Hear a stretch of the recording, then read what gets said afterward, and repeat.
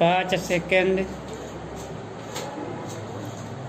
Start. जिंदगी में हमें कई बार चुनौतियों और निराशाओं का सामना करना पड़ता है। हम सभी जीवन में किसी न किसी ऐसी घटना से गुजरते हैं जो हमें पसंद नहीं होती या जिसके कारण हमें दुख होता है। हम में से प्रत्येक का किस्सा आम तौर पर ऐसी घटनाओं से शुरू होता है जो हम नहीं चाहते थे कि वो घटित हो। जैसे कि किसी एक व्यक्ति ने हमारा किसी तरह अनुचित किया हो। ऐसा भी हो सकता है कि शायद किसी ने हमें ऐसे गलत शब्द कहे हों जिससे हमें भावनात्मक रूप से दुख हुआ हो, या फिर किसी ने हमें कुछ शारीरिक कष्ट पहुंचाया हो। कई बार यह भी होता है कि शायद किसी ने हमें धोखा देकर हमारा पद, सत्ता और संपत्ति हड़प ली हो। इन सब का परिणाम क्या होता है? हम निराश, दुखी और क्रोधित हो जाते हैं। जब किसी के द्वारा दुख मिलने से हम क्रोधित होते हैं तो हमें दोगुनी तकलीफ सहन करनी पड़ती है। पहले तो हम दूसरों द्वारा दिए गए दर्द को सहते हैं, और दूसरा जब हमें गुस्सा आता है तो यह हमें न सिर्फ भावनात्मक तौर पर निराश करता है बल्कि हमारे शरीर पर भी हानिकारक असर डालता है, जिससे हम हमेशा तनाव की स्थिति में रहते हैं और उससे हमें तनाव संबंधी बीमारियां भी हो सकती है। आइए देखते हैं कि जब हम किसी को क्षमा नहीं करते तब हमारे साथ क्या होता है। ऐसी स्थिति में हम हमेशा उसी घटना के बारे में सोचते रहते हैं या किसी और से भी उन बातों को दोहराते रहते हैं। कुछ लोग जिनका स्वयं पर नियंत्रण नहीं होता, वे शारीरिक रूप से ऐसे इंसान को तकलीफ पहुंचाते हैं या अपना गुस्सा किसी और पर निकालते हैं।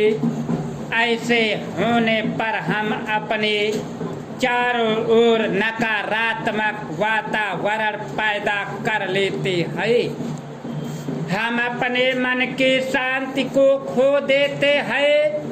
शुरू में हमारे साथ ऐसा शायद कुछ क्षण, घंटे या एक दिन के लिए हमारे साथ घटित हुआ हो, लेकिन इसके बारे में हमने अपने कई घंटे या अनगिनत दिन उसे दोहराने और या सोचने में लगा दिए कि अब हम कैसे बराबरी करें।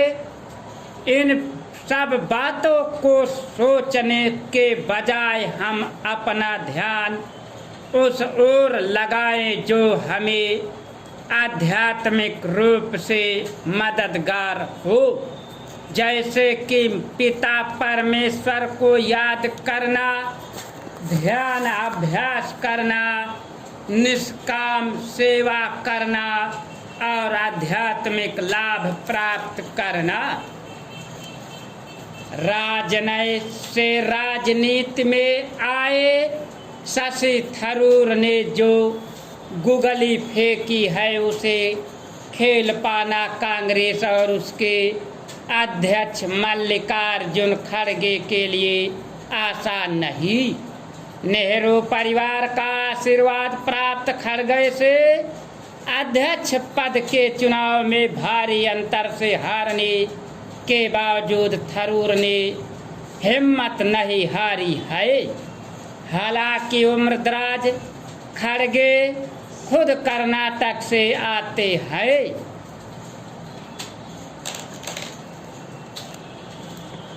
लेकिन अपेक्षाकृत युवा थरूर चाहते हैं कि कांग्रेस कम से कम दक्षिण भारत में तो उन्हें अपना चेहरा बनाए। कांग्रेस को क्षेत्रीय दलों को आगे लाते हुए व्यापक विपक्षी एकता की सार्वजनिक रूप से दी गई थरूर की सलाह भी इसे महत्वाकांक्षा से प्रेरित लगती है। नहीं भूलना चाहिए कि दक्षिण भारत में ही क्षेत्रीय दलों का दबदबा ज्यादा है। इस सलाह से खासकर क्षेत्रीय दलों में थरूर की छवि स्वाभाविक ही बेहतर बनी होगी, जिसका लाभ उन्हें शायद भविष्य की राजनीति में मिल पाए। जैसा कि खुद थरूर ने टिप्पणी की, अगर वह नेतृत्व की भूमिका में होते तो ऐसा करते जाहिर है। विपक्षी एकता की दिशा में पहल की रणनीति कांग्रेस नेतृत्व को ही तय करनी है। यह समझना मुश्किल नहीं होना चाहिए कि उसमें सिर्फ खड़गे नहीं बल्कि सोनिया, राहुल, प्रियंका गांधी भी की निर्णायक भूमिका होगी। वैसे थरूर ने सलाह गलत नहीं दी है। तटस्थ भाव से जमीनी राजनीति का आकलन करे तो साफ नजर आता है कि बिना व्यापक विपक्षी एकता के आगामी लोकसभा चुनाव में मोदी की भाजपा को हरा पाना नामुमकिन है। विपक्षी दलों को भी इसका एहसास है, पर टकराव राजनीतिक हितों और महत्वाकांक्षाओं का है। बेशक आज भी लोकसभा में 52 सांसदों के साथ कांग्रेस सबसे बड़ा दल है, लेकिन उसकी ऐतिहासिक कमजोरी को ज्यादातर क्षेत्रीय दल अपने राजनीतिक हित में देखते हैं। ऐसा इसलिए भी कि वे या तो पूर्वी कांग्रेस नेताओं द्वारा बनाए गए हैं अथवा कांग्रेस से छीने गए जनाधार की जमीन पर उनकी राजनीति टिकी है। कांग्रेस को भी मन ही मन यह बात सालती है कि उसे हाशिए पर धकेल कर उसे के जनाधार पर खड़े क्षेत्रीय दल अब राष्ट्रीय राजनीति का भी सपना देखने लगे हैं।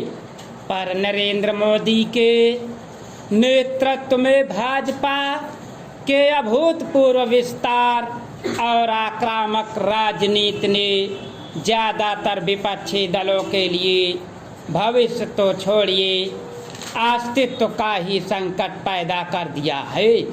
सच जब सामने आएगा तब आएगा, लेकिन आज ज्यादातर विपक्षी दलों के नेताओं पर भ्रष्टाचार के आरोपों में सीबीआई और ईडी जैसी केंद्रीय जांच एजेंसियों का शिकंजा कसता जा रहा है। इसी शिकंजे के विरुद्ध शुरू हुई विपक्षी एकता की कवायद को मानहानि मामले में राहुल को सजा और फिर सांसदी समाप्त से राजनैतिक आधार और नई गति मिली है।